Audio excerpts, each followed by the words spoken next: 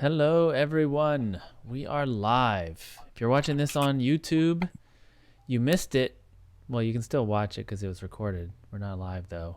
If you want to see it live, you got to come to the Discord. Check out the show notes. You'll see links to everything. We are Apropos, and we got a full panel today.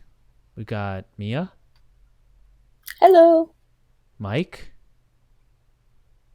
Ray. Good morning. And I am Eric. Good afternoon. That's who I remembered you as being, so I'm glad you still are. Yeah. Okay.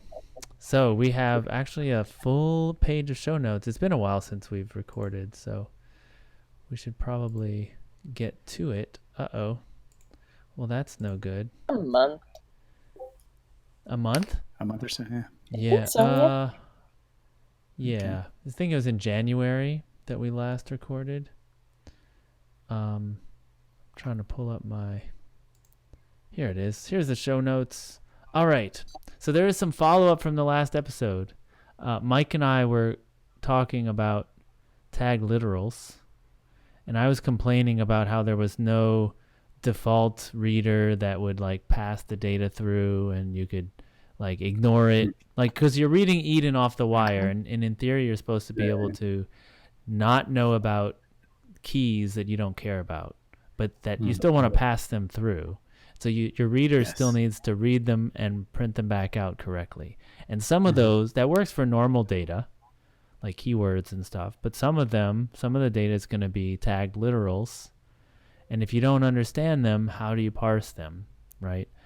And so I was complaining about this because I had a project where I had to basically write this myself, make a new type called tagged literal and get it working. And a couple people mentioned that, hey, that already exists. And so I was trying to, and it does. I told you that.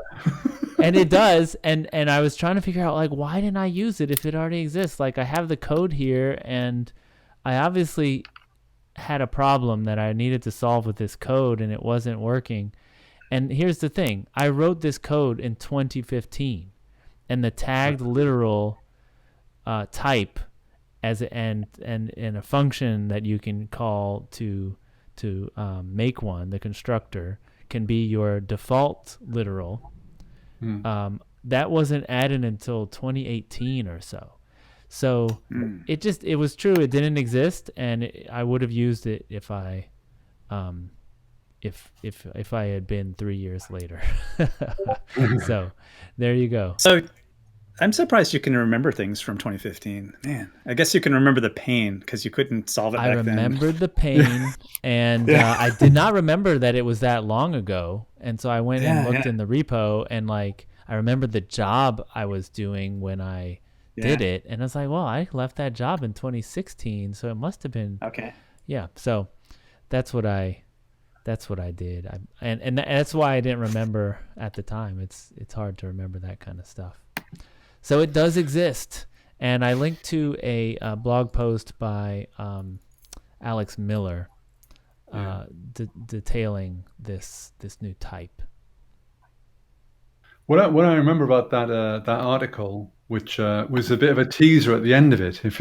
I remember reading that years ago. It was, so yeah. I can remember things from years ago. And I haven't looked at your links, but I remember at the end of that he was saying, because I was very excited about that idea. Because I hit a problem with this REPL thing, where it was emitting all these unreadable tags. So anyway, it turns out that yes, he's saying, well, why don't we? Maybe it's what we should have is that behavior as the default, right? Rather than as and then there's an ellipsis. Da da da da da. Yeah. Yes, please. Yeah, come on. That would be really good. Because I don't see how that would hurt anybody, Yeah. Your program gets blown up at the moment, and that's good behavior, you think? No. So, I can't imagine that you have to support things that blow your program up. Right. But you never know with this like, backwards this compatibility. Someone's Yeah, the like compatibility. Yeah, expecting you've got to, broken do behavior. you have to like track all the bugs as well, and all of the Yeah. failures? That's ridiculous, I think. It's not in the spirit of closure, which is the happy-go-lucky, lax hippie who just says, "Yeah, whatever, pass the data through. I don't care." Exactly, that's what it should Yeah. be. Yeah, exactly. Yeah, I mean, I can also It's just see data. I can also see where everything's working and you forgot to install your custom readers and it's working except something's weird, like why can't I compare these two equal? They should be equal, and it's a big map and you can't tell where the problem is. I could see that, but that it does seem like it's not in the spirit of closure of like by default breaking if someone sends you data you don't understand. Like just imagine right now there are servers running that did not install this default data reader that read Eden, and you could break them. You could at least break the request if you send it some Eden that it doesn't understand with the tag literal it doesn't understand, and it'll fail. That request will fail. Maybe that's good, point, maybe it's bad. You could argue it's a security problem. Yeah, I mean, I think that's pushing it, but Yeah, I mean it'll fail quickly, right? It's not like, I hope. If it's Yeah, but what you're saying is you could spam it and it would just produce lots of failures. So as a DDoS attack, it would be pretty bad. Yeah. Or Yeah, a DOS there you attack. Cool. All right. So that was just a little follow up. Next on the docket, we have Molly. I think that's how you pronounce it. Malli. You do pronounce it exactly like that. And Ray I know wanted that, to. by the way. I know that because I had a Dominic Monroe on the Deaf End podcast, and we had this discussion. He said it was Mally, and I said it was Marley. And Tommy, the one who wrote it, said it's Marley. So Is it Tommy or Tommy? Tommy. Okay. Definitely Tommy. I've shook Tommy's hand. I know he's called Tommy. He introduced himself as Tommy. Okay. So cool. Because we could get into a Linux discussion as well, if you would like. Yeah. I actually say Linux. And how dare you? I know. That's You'd be telling me it's VI next. No, his name is Linus. So okay. Okay, so anyway, yeah. So Molly. Yeah. Molly. Yeah. What is Molly, Ray? Well, high level view, basically it's a toolkit for schemas in Clojure. I think that's the high level pitch that Tommy and Co give it. So the idea is that you can create schemas of any type, so it can be a schema for data, it can be a schema for configuration, whatever you want. But the idea is that it's a toolkit. So when you create these schemas, you can then program against them and like extend them to like generate JSON schemas or generate Swagger documents or other things. So it's very, so the idea is it's a very practical, programmable kind of model, which makes it different, I think, at least at the moment, from Spec, which is Spec 1. I know Spec 2 is meant to be more programmable when it eventually comes out. That was one of the goals, but since it's not there. And what do you mean by programmable? What makes it more programmable? Well, you can read it. It's data basically, so it's not data. like it's not macros or it's all it's data first. Yeah. So it's like vectors and keywords and stuff. Yeah, and they have like colon vector. It's like hiccup. And Matosin's had some history with developing things like this. They have some spec tools and whatnot, and so they have like a lot of Swagger stuff already that they've done. So maybe this is built on top of those ideas. Yeah. Yeah, I think they actually committed very heavily to Spec when it first came out, but obviously they've reached the limit of what they can do with the Spec tools that they made, and they were really good. But and then they decided to make their own thing. So this Molly is not tied to Spec in any way. It's its own thing, right?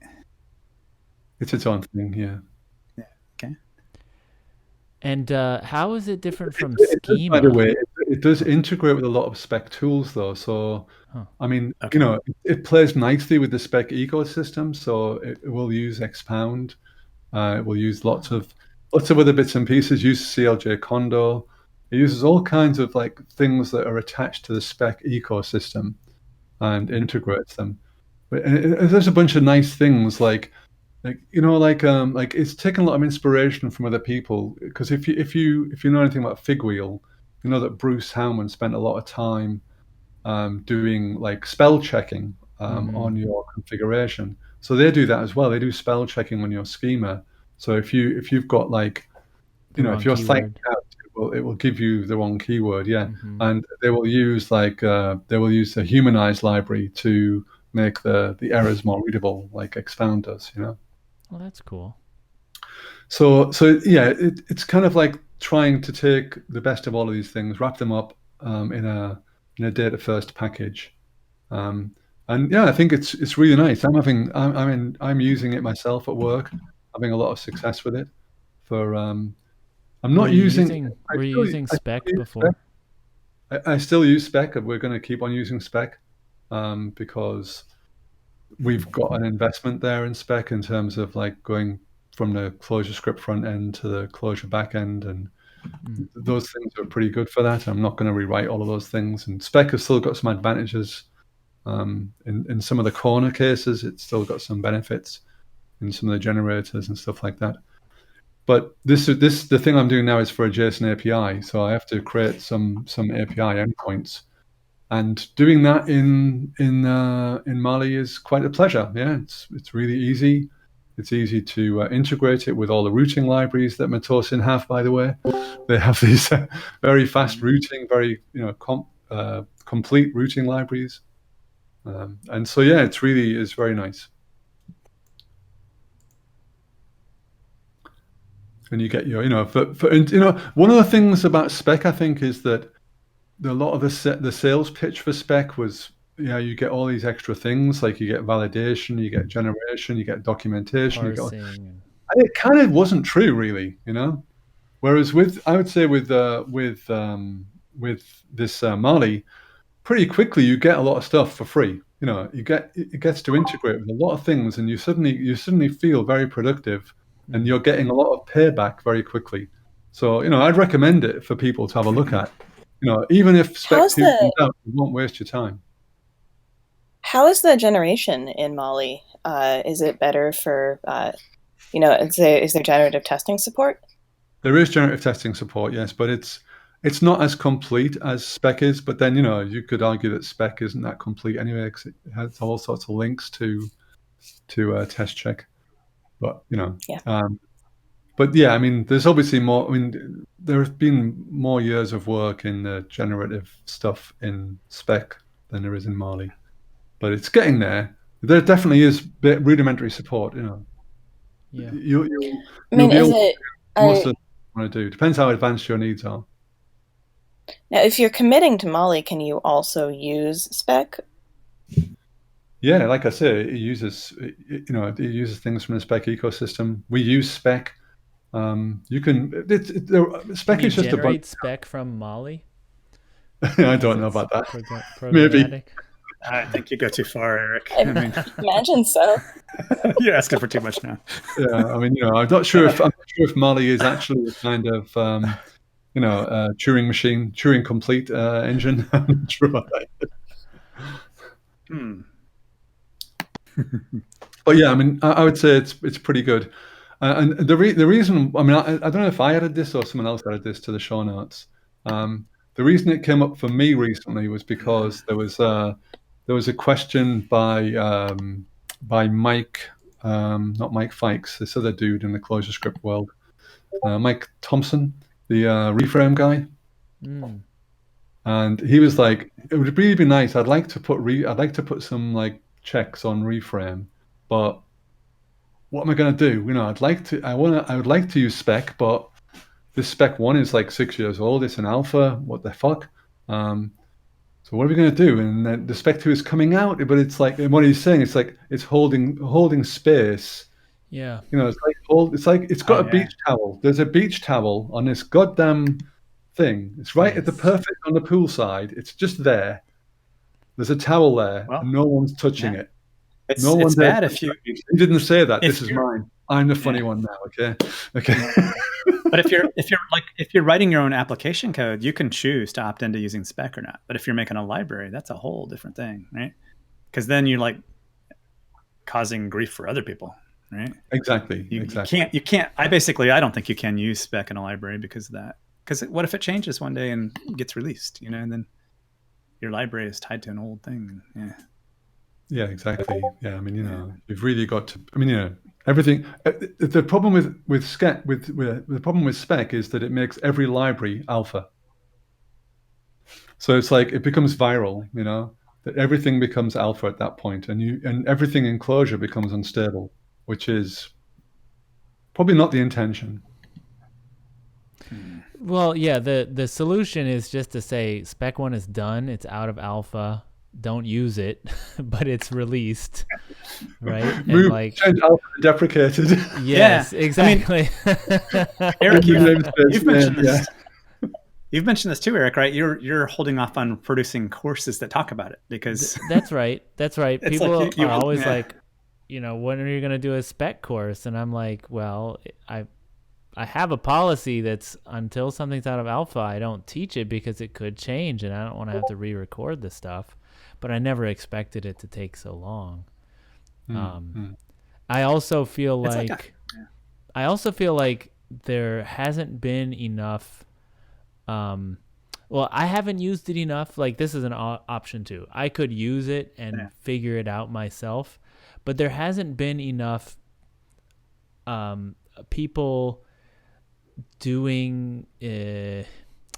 How do I put it? There hasn't been no one has decided what's idiomatic spec. So when you go in the forums and you're looking for like, how do I do this with spec? The answer is often you actually shouldn't do that. That's not what spec is for. And so then there's workarounds. And so then my course would just be teaching all the workarounds. Like, this is what you really want to do, but even though you shouldn't, here's the workaround. And I don't want my course to be about that. So I would like to teach actual spec, like what is the actual intention for it, and how I believe that that Rich Hickey and the rest of the team on spec has a really good idea about how it should be used that just kind of hasn't escaped. And people want to use spec for stuff that it's not designed for, and it kind of works and it kind of doesn't. And so, I mean, I think that Molly is answering the need that people have, whereas spec was a need that Cognitect had, and I'm sure they're using it a lot, but it's just unclear, like where the leverage is. Where's that fulcrum that gives you all this power? Don't know. I think one of the things that the spec that is in the spec README anyway is, Rich himself said, don't wait for me, do something. Mm-hmm. And he made this sort of caustic blog post about open source. It's not about you. So, we can't expect anything from Rich. Apparently, he's made that very clear. Yeah. So in the meantime, since since he's been super clear that no one can expect anything from him, he can't expect, or the Clojure core team, as a result of that, they're kind of where everyone's hanging. So, and it's a bit. I think it's turning a bit bad, because yes, we don't expect anything, but we expect clarity. We expect we're not going to do anything, or this thing is finished, but don't use it. That would be okay. This is over. We're not going to touch it again, and we've got a better idea. Don't wait for us. Do whatever you want to do, people. Yeah. But it's annoying when it's clear that he has a concept, or there's a spec 2 is close to something or other, And yet it's been 6 years now, I think. I So it's really hard. I mean, he has a hard job, sure, and I don't. We don't expect anything from him. yeah, and I think that this is the kind of thing like you were talking about with the beach towel. It's like I fully expected to come back in a minute to sit on this towel and take this space, but I got sidetracked and something else happened, and I A actually bank flew me to Brazil. yeah, exactly. And then I had to catch a flight to Brazil, and I tried to text someone to move the towel, but all I can say is The like analogy breaks down. Yeah. move the towel, like put your I don't know. And it's hard because I think that he doesn't acknowledge the impact of his actions, like how closely people in the community are like hanging on his every move. And so when spec comes out and everyone moves from schema to spec like the next day, Yeah. whereas spec was solving their problems, and now they're like, well, you said we should move to this. He didn't say that. He just said this is some cool stuff that we're working on. And Yeah, but Eric, I mean, you can't say that because like Clojure depends on spec. So it's not like it's not. I mean, that was one of the major things about spec. Was that Clojure ships with it, so it's the default. Stuart Holloway said that on his show, I think. But it's a default for what? I still think it's super unclear, like what you're supposed to be doing spec, what you're supposed to be doing with spec. People seem to want to do like closed map validation and data coercion, and all the messaging that we're getting is like, nah, that's not really what we had in mind. No, but that's fair enough. But Spec 2 will have closed options. Yeah. Mali has closed options, by the way, and has coercion. So, Yeah. And I wonder if this hasn't changed their approach. There was the whole like Clojure's release is blocked by spec, so let's move it into a library. That happened, and that I think they had a lot of, I don't know, gray hairs because of that. And then now that it's been in alpha for so long and they're gonna do a spec 2, I think that they're like, maybe we shouldn't talk about stuff so early. That's what I feel is happening. Like that's why we haven't seen many new things. I mean, I don't. I put something in the thing about Clojure 1.10.3. Right. What the fuck? I mean, that's a hell of a release. That one. I think they had a bug, and they're like, well, we got to fix it. It was the thing that they reverted, and something else was ready, and they're just like, well, this is harmless, so let's put it in. But the thing that they put in, by the way, was something for the prepl, which is alpha. So they can change it all they want. And they can change it as much as they It's want. your fault if it breaks. But that's fair. Eric, that's something that I hadn't thought of. As soon as it was announced, people did jump ship right away. So I would imagine that, if I were writing something that was still in alpha, that, like, I imagine maybe this gave them kind of a sense of their power there. Mm-hmm. And I would be reluctant to release things unless they were usable, knowing that everyone's going to start using them and then I'm going to be on the hook for it. Right. Remember, this was back in 2016. This was probably before that letter you were talking about, the like on whose authority letter. So yeah, it's a while ago. Like they probably already learned the lesson, and we're just talking about it now. They still have sleepless nights because of it. No matter which way you look at it, it still causes some angst, though. This whole thing, it's unfortunate. Yeah. I mean, you could say, well, it's just alpha, ignore it. Don't, but it does cause people to look at it and like, and it's good stuff, so people want to use it, and it's just. Yeah, I mean, I've seen some spec nightmares though. where the spec they've used spec to like lock down any changes to their code.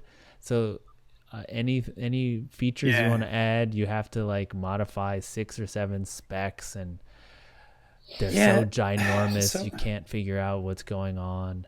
And then it's a different language. It's not Clojure anymore if you're doing that. In my I'm like, it's like, it's not a typed language. Come on. I mean, you can use spec where you want, but it feels like a whole different language if you go that far, And that's I think that's where people want to go.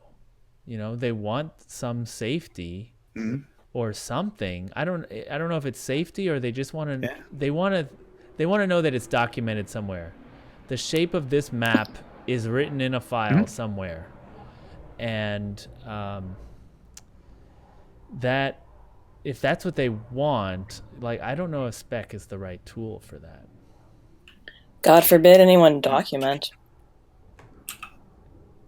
Well, yeah, I mean it's. I know. I think that. I was happy with Clojure before spec came along. I was very happy with it. I mean, it was a challenge, too. Right? I didn't even use schema. Yeah. Like I mean, I had used it, but like I wasn't like, I need a schema every function.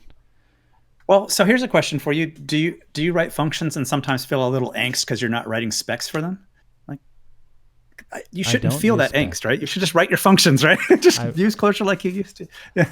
I think that there's a thing. I mean, also I'm writing alone. I think there's a difference there. If you're on a team, it does help to have something there. Something. I don't know if it's spec or what, but I think that there's something where if it gets complex enough where I start having the problems like, what keys are in this map again? Like I don't know what I can trust. I feel like that's a problem of factoring. Like I haven't I need to like work on my data model. Like you're digging too deep into data structures in one function. That's right. I'm like, I want to be able to reach 4 levels in and like manipulate the data at that level. Like if I'm doing that, it's wrong. You should be operating on smaller types and composing it up that way. But what's that got to do with spec, though? I mean, because they're trying to solve the problem I'm working 4 levels deep and I don't know what I have anymore. I need to look in a document. No, they're not trying to do it. I mean, that they're very clear that you shouldn't do that. So. But I've seen it in people's code. That's what they're doing. Oh, those people. Yeah, not Cognitect, but those people. Yeah, okay. It's not best practice. I see your point. Yeah. I mean, but it is. No, it's a thing you struggle with, right? You start using this language and you're like, what is the type that's going in? And the answer should be like, it's so simple. It's so obvious. It's just a simple map with a few values. It's not like 4 levels deep. That's, I think, the argument. Like if you find yourself in that position where you're like, I feel pain because I don't know the type. It's like, maybe you're just using this language wrong. Like, we use schema. I think there are some times where you're putting I mean, it's the classic examples are on the edge of the system, like Mia with Kafka in the past. I don't know if it's like that now, Mia. Yep.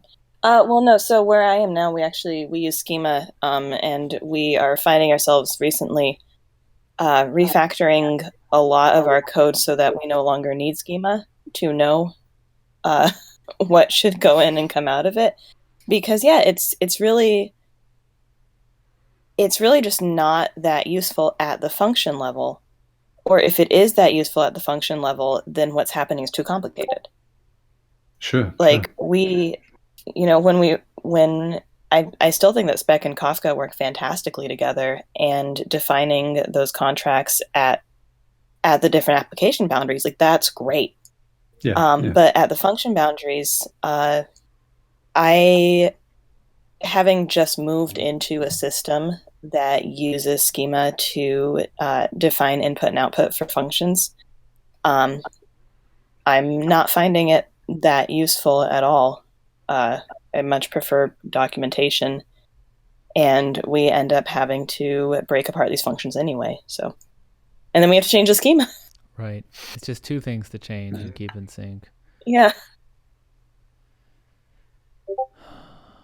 Yeah, I mean, for me, anything that's on the edge of the system is a potential target, but inside seems pretty pointless. That seems like the one general consensus we've all agreed upon. Yeah. It's at the boundaries that you solidify, and then just let it be free in the middle. Yeah. Well, it's contracts. Yeah. Yeah. Well, okay. This is what practicality is saying. Yes, it's contracts. Yeah. Oh, that's a good point. Specs do show up in doc views, and rich comment blocks don't, but doc strings do. A good doc string, I'd rather see a good doc string than trying to more rigidly define the types with schema. Yeah. If you've ever spent any time writing fdef, it's like I tried to write fdefs and like they end up being longer than the functions. Yes. What the fuck? What's the point? I mean, if you were going to test them anyway, maybe, if you're going to run some property-based tests. Again, on the edge or something like that, maybe. But for like when things are going in the database or going on the network, then it makes sense to have those things there. And okay, maybe there is a bit of boilerplate that you have to put on it. But I think that's the thing. Like you were saying, Mike, it's not a typed language, Right. Yeah. I mean, some people want that. Some people would prefer it to be a typed language, but. Well, I think, that's interesting. Like, why are you choosing Clojure if that's what you want? Because if you wanted types, if you want types, you want inference, right? And there's no inference in spec. It can't infer, oh yeah, this is going to have these 3 keys. Right. You have to write it down. All right. That's cool. Let's move on. Oh, look, I'm next. So Ray suggested that I talk about what's happening with my book. So it is finished. My book is Grokking Simplicity. It's finished. It's in production. And they are working on layout and tweaking, and we did a round of copy editing. There's an index that they're working on. They have like a professional indexer reading it and like writing all the important words down and what page to find them on, stuff like that. So it's out of my hands mostly. Like every now and then I'll get like, we need this right now, do this little bit of work, answer this question, and then I don't hear about anything for 2 weeks. So they're working on it, and it'll be done soon. I just don't know when. You can buy it though. You can pay money and get it. You get if you're on the Manning site, you can get the ebook now. It's a PDF, and the print edition will show up at your door when it's done printing. An interesting side subject of I just now learned that grok is not a worldwide term that everyone understands. I know. Americans know. I didn't even think about that. Yeah. I did not choose the title. Well, you didn't? Okay. No. Well, people will learn what grok means. Yeah, I've had people like say, I don't even know what dictionary to look that up in. It's not in my dictionary. Really? Yeah, they have some, an Albanian to English dictionary, and they're like, it's not in there. So, are they trolling you about simplicity then? I don't know. Yeah. I think I thought it was a great title, and then you're like, oh, that actually means something to Americans and maybe other Europeans. Yeah, that happens. It's from a sci-fi book. It's not. I mean, it's like a hacker slang word. Really? Yeah. My dad doesn't. I remember it from Grok Law. I've never heard anyone other than computer people use it in conversation, though. Yes. Yeah. The word grok. Yeah. It's in the hacker dictionary. Yeah. All right. So that's my book. Okay. Buy it. Cool. Yes. Okay. Next. someone on Twitter asked me about protocols. He seemed pretty angry about them.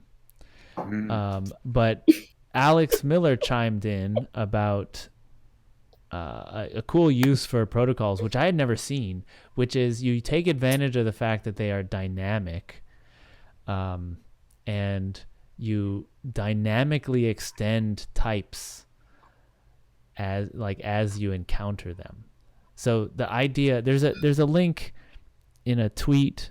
There's a link to the tweet, and then Tommy Ryman, the guy that we talked about before from Medicine, he had an example in Mali where you extend object to the protocol and you implement the methods of that protocol, and inside that implementation it checks something dynamically. Is this a type that I understand? And if it is, it does an extend protocol on the type. So then the next time it won't go to the object dispatch, it'll go to that type's dispatch and have a more custom implementation. And it's amazing. This even works under advanced compilation and closure script too, which is kind of mind-bending. It's like you're doing a dynamic thing that's all compiled down. Yeah. It's all just data in the end. Yeah. I think it's pretty cool. But I wonder if it does run into some weird edge cases. I'm not sure. Probably works fine. Looks like Tommy's using it that way in ClojureScript. In Mali there's something. And that link there. Yeah, if your thing extends a certain class, and it almost seems like something you get in a language like Haskell, where that's doing actual logic, like if type A implements this type class, then we can define this protocol or this type class for it as well, right? So if A is a monad, then we can get the functor, we can define the functor this way, right? Something like that. And so you can do that if this object implements, I don't know, toString, which everything, that doesn't make sense because everything implements toString. I counted maybe or something. You can count it maybe. Right. I mean, you could do something with reflection, like, is there a method called count on this class? If there is, then implement counted, I counted, extend I counted with this class, and so then it'll work. That's a good example. You should never get angry over protocols. Well,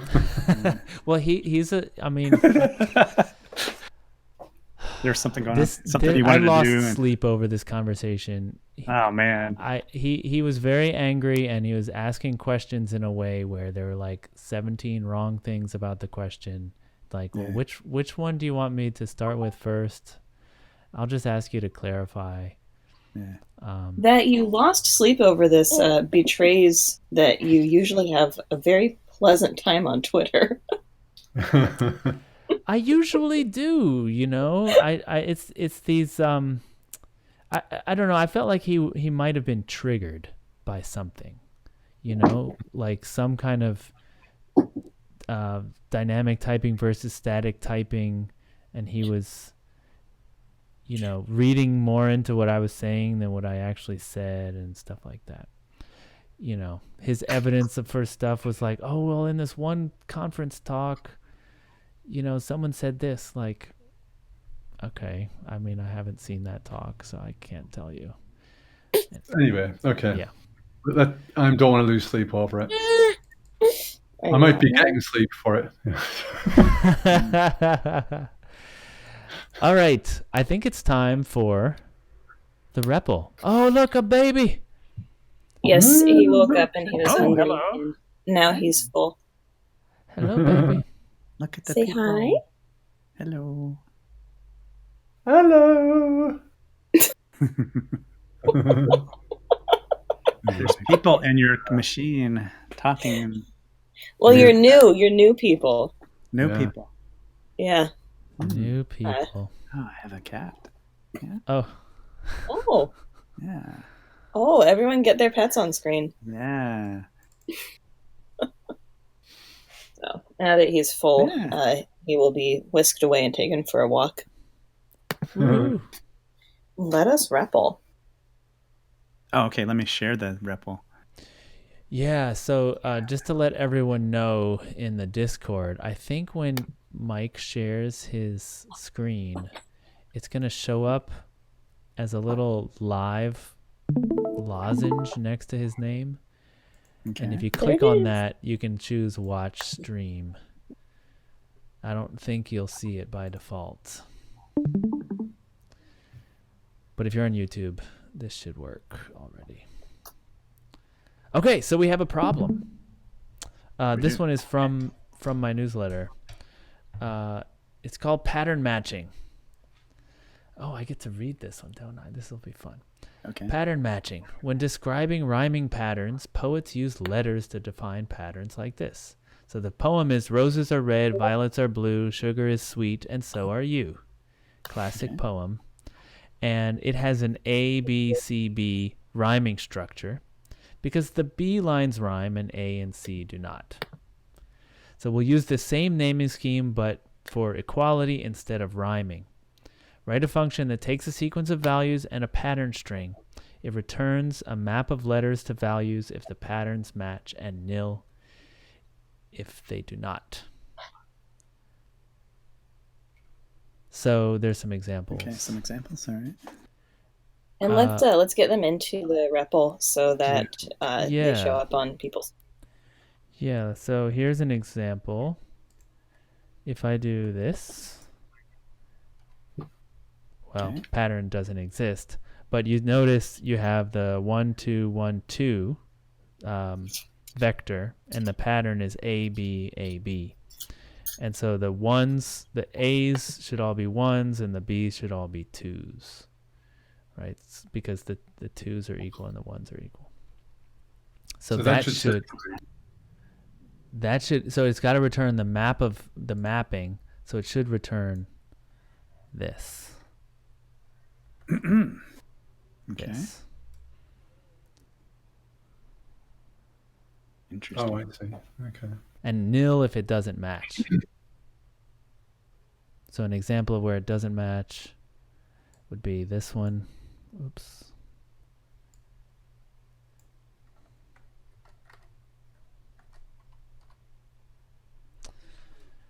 So A, B, A, B, except the 2 and the 4 don't match. And the 1 and the 3 don't match. So who wants to tackle this? We're all in there. What would you do to solve this problem? I'd tell you what I'd do. But I've had this on my mind for a couple of weeks, so I'm cheating. So I'm feeling like something like a map merge variant where you like detect that you've already got something in your map and you say, yeah, or a zip map, maybe. You could do a map of the two sequences, right? So you get both of them, and you could. If you zip map it, won't it work? Oh, If no, you because zip map it, it'll make a map, but it'll overwrite duplicates, and so you'll lose something. But if you do map of, say, vector on the two lists, you'll get the pairs, right? So you get 1A, 2B, 1A, 2B, right? And then you could reduce over it and check to see if you're getting if you already have the key in the map. So like on that very first one, if you tried to map from the sequence of letters to the numbers, you would get perhaps the right answer there, but you would not have done any checks really. That's right. And that's what I'm worried about is like, oh, okay, you got to add the checks to the mix. So you're talking about doing like zip map. Yeah, maybe try that. Try what Ray was suggesting. And 1, 2, 1, 2. Yeah. Or maybe the other way. Maybe the other way. Either way, yeah. because the answer is going to be from the letters back to the numbers. Right. But yeah, you could just probably type in that sequence, right? Okay. And would that give there an answer? It did in that It case. does, yeah. So let's see. Let's make. And then for that second example, people can't see the second example, which they involves, or they can look in the show notes, right? There's an A B C B. That one. Yeah, I could put that in there too. That one seems to probably be solved in the same way. Let me just. So I'm just gonna call it like poem, and. Are you defining zip map? Oh, you're right. Sorry. Okay, just to... Poem. Let's call it numbers and letters. That'll make it easier. Nums, letters. And so this should be zip map, letters, nums. All right. So we should be able to do. I'm just testing this out before we. I'm a little stuck on saying why zip map doesn't always work yet. I haven't figured that out in my head. So this one, where they don't match. Let's see. That's fun. Let's see. Yeah. Now in that case, if you did a zip map, you would get the wrong answer. You get A3, B4. Also, if you did. Yes. Yeah. The second one from the show notes. Mm-hmm. Oops, that's typing in the wrong spot.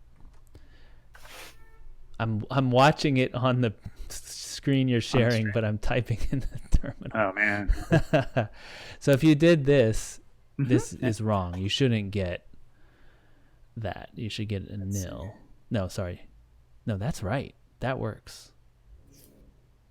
Yeah, because the B's match. They're both 2. But the second one in this list here that we've got, it should return a nil, but it doesn't.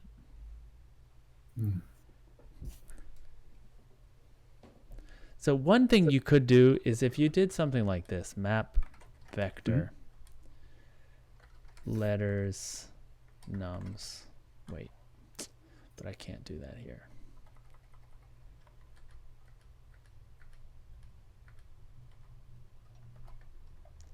Map vector letters nums. Okay, so now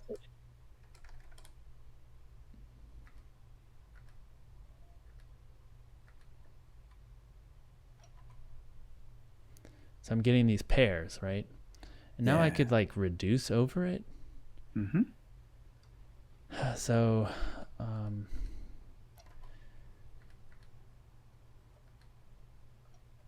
let's see, reduce.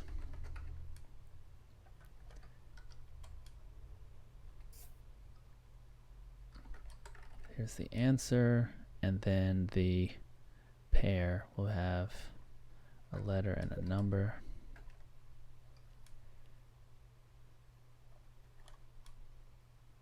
And this is your opportunity to put a little logic in there. Yeah. You have to put the last parameter, the last closing on the vector fn.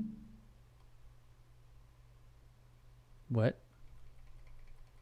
You haven't got enough. Yeah, you need an extra square bracket after the fn, don't you? Oh, you're right. Yeah. Okay. And all right, so what do? We can look if in the answer if it's already in there. If it's already in there and it's different, then we return nil. Like reduced nil, like you're done, right? Oh, you're right. Yes, let's do that. Let's do a reduced. All right, so just to say, hey, game's over. We're done. Yeah. All right, so we do if, let's do an and, contains answer L and not equal. Okay. Get answer L N. Close the and. So we're going to do reduced. No, we're done. Get out of here. Otherwise, we're going to assoc answer. Sorry for the formatting, but that's fine. Reduce assoc. I'm going to get the REPL back next time, okay? Seriously. But this feels good. This feels like it could be the answer. Okay, I'm going to hit enter. Okay. Oh. Well, no syntax error. That's a good sign. Mm-hmm. Yeah, amazing. Okay, if I do pattern. Oh, we get nil. And does it work on the one that should work? That one shouldn't work. No, that one should work. Okay. Huh. So if you instead, like, if you were pondering merge with, which I am right now, merge with doesn't seem to give you the hook to put the logic in. To get out of it and get a Yeah, nil. like, let's see, in merge with, you go from left to right. I'm looking at the doc string. Let's do that up in here.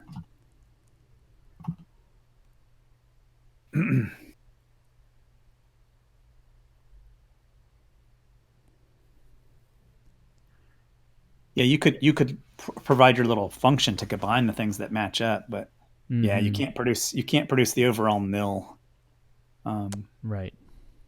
So that's close, but no cigar in terms of giving. If you say merge with contains, can't you just? I mean, isn't that a bit smoother though? If you say merge. Oh yeah, it's very smooth sounding. Yeah, let's see. Like, try it.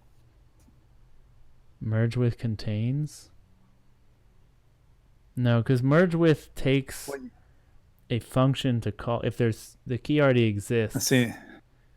It takes a function to combine them.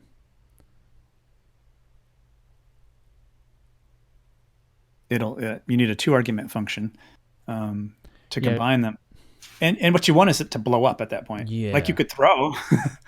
That's true. You could use an exception as a conditional. Your flow and then catch that and return nil. Yeah, for the overall. That's an abuse, but it would work, right? I mean, you could say merge with error. It's not an abuse, it's a hack. A hack? Yes. Mm-hmm. So another thing I was thinking of doing, which I kind of planned out in my head, but I haven't written down, is to make it a monoid. So you would do something like hash map over A, B, C, B, and 1, 2, 3, 2. Okay. So, oops. Oh, hash map with a hyphen. Yeah, with a hyphen. Yeah. Mm-hmm.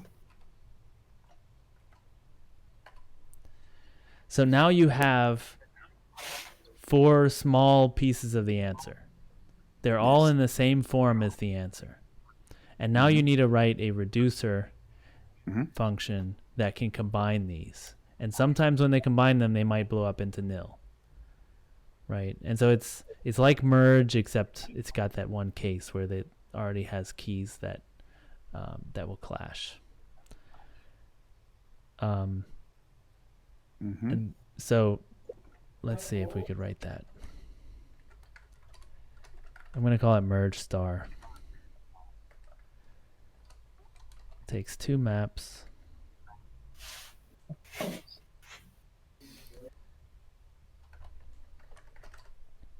So if any of them are nil, we're just going to return nil right away. Just bail out. So that's giving you kind of a 0 of your function, right? Okay. All right, so they're not nil. Now we need to know if they're gonna have a merge clash, right? Some key is gonna be in common, and this is the thing that I don't know if I like it, but we'll try it. You're gonna merge them both ways and see if they're equal. Just because that seems like logically, I don't know. It seems like wasteful, but also logically correct. Yeah, I mean. So I'm going to call this C1 for combined merge M1, M2. C2 is merge M2, M1. Okay. And then we're just going to gonna If check. C1 equals C2? Is that what you're saying? Yeah. If equals C1, C2, then we're just going to return one of them because they're equal. Otherwise, we return nil.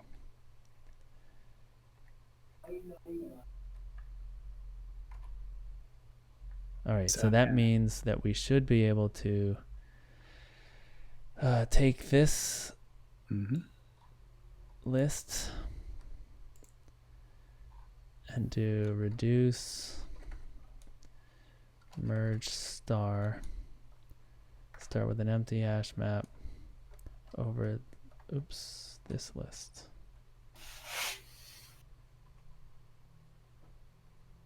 Right, and it gives us the right answer now. So I want to go back to like what you just did, Eric. Makes me think that Ray's like he had the zip map thing. We go back to zip map. Does zip map have a hyphen? Zip map. Yeah. No, it does not. It does not. It does not. Your hash map things mix me up now. So zip map. And the one that failed was A B to 1 2 3 4, right? Right. And what I'm thinking in my mind is, what if I reverse both of those? Oh. I'm kind of riffing on your idea. Yeah. And then you'll get a different overall answer. And then if those two are equal, then you're done. Oh. It's just like it's the same wasteful thing. Do two zip maps. And that's harder to prove that would be the right answer. Two lists. It's great. I love it. You can call it the inverted McDermott. That would be the name of it. The inverted McDermott. Yeah. Because it started with the McDermott and then it inverted the McDermott. Man, the more wasteful, the better. Yeah. Like, you're making all these little hash maps and like merging them one at a time. It's crazy. It might be less code. Like, yeah. You might be able to write it more succinct. Code golf. It's on brand. Yeah. It's on brand. We could write a tight Yeah, how loop. many intermediate data structures can you use? The more the better. The higher your score goes up. And if you can use juxt in there somewhere, then you win. I wanna do a post walk next. But... oh man.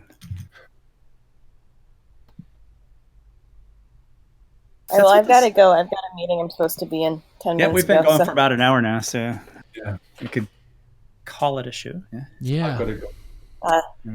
If anyone is watching this later, please solve this using Juxt, and you can leave it in the comments or in our Discord.